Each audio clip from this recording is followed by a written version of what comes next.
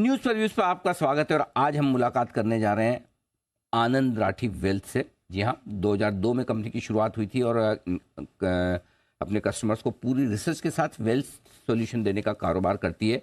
HNI और ultra HNI लोगों को अपनी सर्विसेज देती है। आइए आपकी मुलाकात करवाते हैं। आनंद राठी ग्रुप के फाउंडर और चेयरमैन आनंद राठी साहब कार्यक्रम में हमारे साथ शामिल हो रहे हैं। गोल्ड मेडलिस्ट चार्टर्ड अकाउंटेंट हैं। 1999 में आप बीएससी के प्रेसिडेंट भी रहे हैं। सीडीएसएल की स्थापना में सर की बड़ी गहरी भूमिका रही है और आदित्य बिरला ग्रुप में आपने लंबे समय तक उच्च पदों पर अपनी सेवाएं दी है। रिजल्ट आए कल बाजार बंद होने के बाद, एक बार नतीजे में आपके सामने रख दूं। तिमाही दर तिमाही दमदार परफॉर्मेंस का सिलसिला जारी है। आय 32% बढ़कर आई है साल दर साल। कामकाजी मुनाफा भी 32% बढ़ा है। मार्जिन्स 42% के आसपास स्टेबल है।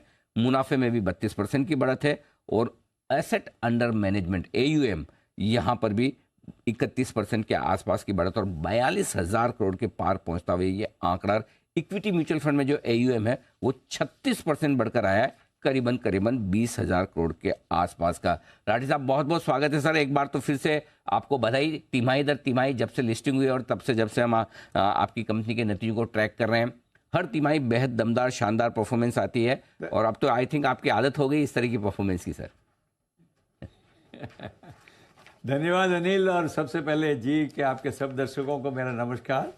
थैंक यू और आपकी बधाई के लिए बहुत बहुत धन्यवाद। बिल्कुल सर। और समय भी बहुत ज़बरदस्त चल रहा है। आज जब हम आपसे नतीजों पर बातचीत कर रहे हैं, मार्केट फिर से लाइफ टाइम हाई बना रहे हैं। बताएं सर, कितना कमाल इस तरह के रिजल्ट्स में मार्केट के मूवमेंट का होता है, कितना कमाल सही तरह के पोर्टफोलियो एलोकेशन का होता है, ये आपके अनुभव से मैं जानना चाहता हूँ। देखिए अनिल, आप तो अब एक्सपर्ट हैं मार्केट में मेरे से ज़्यादा, परंतु मेरा हमेशा ये मानना रहा है कि आपकी कस्टमर्स के लिए वैल्यू प्रोपोजिशन क्या है। ऐसी वैल्यू प्रोपोजिशन हो चाहिए जो कस्टमर के बहुत हित में रहे, और वही मेरी हमेशा ये सलाह रही है कि इस तरह का। और हमने जो वेल्थ मैनेजमेंट का जो कॉन्सेप्ट बनाया है, जैसे आपको पता है, बहुत अनकॉम्प्लिकेटेड है। We are not in product sales. हम जाके प्रोडक्ट सेल नहीं करते हैं। एक फिलॉसफी जो है, एक आदमी की क्या होनी चाहिए, asset allocation one two achieve goals of what investors want, उसके लिए हम करते हैं। और उस फिलॉसफी को धीरे धीरे जो है रिजल्ट आप देख रहे हैं कि हमारे कस्टमर्स कितने खुश हैं, उसी से हमारे बिजनेस में इतनी बढ़ोतरी हुई है। और यही हमारी हमेशा एक इच्छा रहती है कि जो हम सॉल्यूशन दें, जो हम फिलॉसफी दें कस्टमर को, वो उसका हित हो और एक रेगुलर वे में एक रीजनेबल रिटर्न उसको, कम से कम रिस्क को कम करें और रिटर्न को रीजनेबल लेवल पे कैसे मेंटेन करें, ये हमारी हमेशा एक ऑब्जेक्टिव रहा है। और मैं समझता हूँ उस ऑब्जेक्टिव को काफ़ी हद तक हम उसको पूरा कर पा रहे हैं। Perfect sir. तिमाही आपके लिए बहुत ही मजबूत रही है। हायर बेस पर भी परफॉर्मेंस काफ़ी बेहतरीन आती है। देखिए, क्या खास ट्रिगर्स रहे इस क्वार्टर में सर, दमदार नतीजों के पीछे, वो समझाएं। देखिए, वैसे तो एक प्रोसेस कंटिन्यू, हमारा मानना है कि नंबर ऑफ कस्टमर्स बढ़ते रहें, इनफ्लो उनसे बढ़ता रहे, और हमारे नंबर ऑफ रिलेशनशिप मैनेजर्स बढ़ते रहें। तीनों ही अकाउंट में हमारे ने प्रगति की, और एग्जिस्टिंग कस्टमर्स का हमारे वॉलेट शेयर है वो बढ़ता जा रहा है, क्योंकि इवन कस्टमर्स आर हैप्पी। और चूँकि HNI हैं, वो देखते हैं कि भाई आपकी परफॉर्मेंस कैसी है, और उस बेसिस पे ही नए कस्टमर आते हैं और पुराने कस्टमर का वॉलेट शेयर बढ़ता है। और मार्केट बड़ा है, उसका भी कुछ हिस्सा जरूर मैं कहूँगा है, क्योंकि जब मार्केट बढ़ता है तो natural revenues on mutual fund बढ़ जाती है। परंतु मेजर जो कंट्रीब्यूशन आया है वो लोगों का जो वेल्थ हमारी बढ़ी है, जैसे आपने कहा है AUM हमारी 32% बढ़ी है, उसमें मान लो 10-12% मार्केट का हिस्सा है। बाकी का जो है वो एक्चुअल जो कंट्रीब्यूशन आया है हमारे करंट्स में। तो ये तीनों कारण से मार्केट में हमारी परफॉर्मेंस अच्छी रही। ठीक बात है। सर, आप ये जो पहली तिमाही का जो गाइडेंस है, ऑलमोस्ट उस गाइडेंस के आसपास आपकी परफॉर्मेंस आ ही चुकी है। पूरे साल भर के लिए क्या कुछ गाइडेंस आप और ऊपर करना चाहेंगे? जिस तरह का मार्केट का मूड माहौल है, किस तरह की परफॉर्मेंस रह सकती है सर, जरा समझाएं। देखिए, हमने गाइडेंस जो दी थी रेवेन्यू की 661 करोड़ की गाइडेंस दी थी, उसके अगेंस्ट में हमने 178 करोड़ 3 महीने में किए हैं, जो हमारी गाइडेंस का 27% है। तो ज़रूर देखिए, मेरा हमेशा विश्वास रहा है कि भाई एक कंजर्वेटिव अप्रोच रहे, क्योंकि मार्केट्स में उतार चढ़ाव हमेशा होता रहा है, 10-15% हर साल उतार चढ़ाव होता है। तो फिर भी कोशिश ये है कि हम गाइडेंस को बीट कैसे करें। अगली तिमाही के बाद मैं अनिल बता सकूंगा कि हमारे गाइडेंस बढ़ाने में और कितना स्कोप है। हम चाहेंगे ज़रूर बढ़े, क्योंकि अल्टीमेटली इन्वेस्टर्स हमारे शेयरहोल्डर्स के लिए हम चाहेंगे कि जितनी कमाई हम कर सकें वो करें, और उसी दिशा में हमारे प्रॉफिट का भी जो है, जो गाइडेंस हमने दी थी 205 करोड़ की, तो अभी जो हमारा एक्चुअल प्रॉफिट आ गया 53 crore, which is already 26-27% of the guidance. तो उस हिसाब से आप समझें तो हम एनुअल गाइडेंस को अच्छी बात है कि नॉर्मली फर्स्ट क्वार्टर में एक रहता है कि मेरा बराबर आएगा कि नहीं आएगा, परंतु मैं मेरे सारी टीम को बधाई देना चाहता हूँ।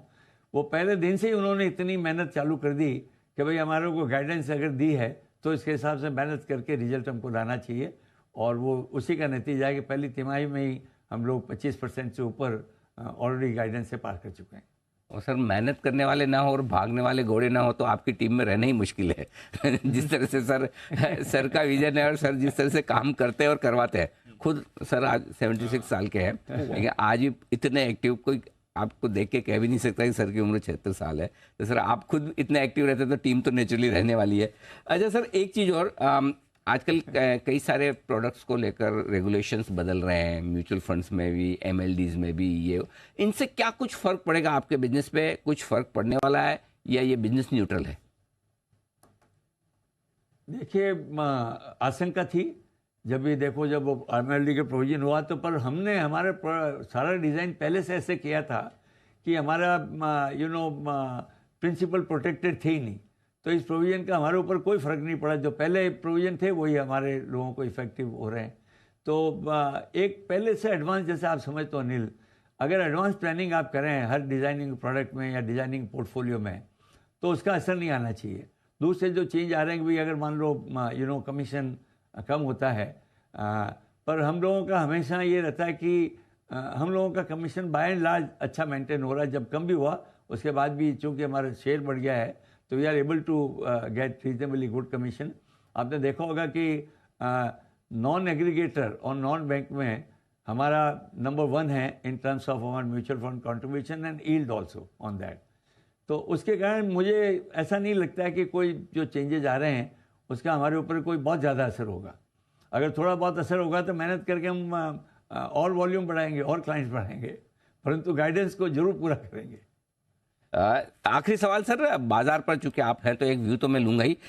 लाइफ हाई पर है सर मार्केट, आगे के लिए क्या डायरेक्शन है? देखिए, बड़ी खुशी की बात है कि मार्केट जो है नए ऊंचाई पे पहुंचा है।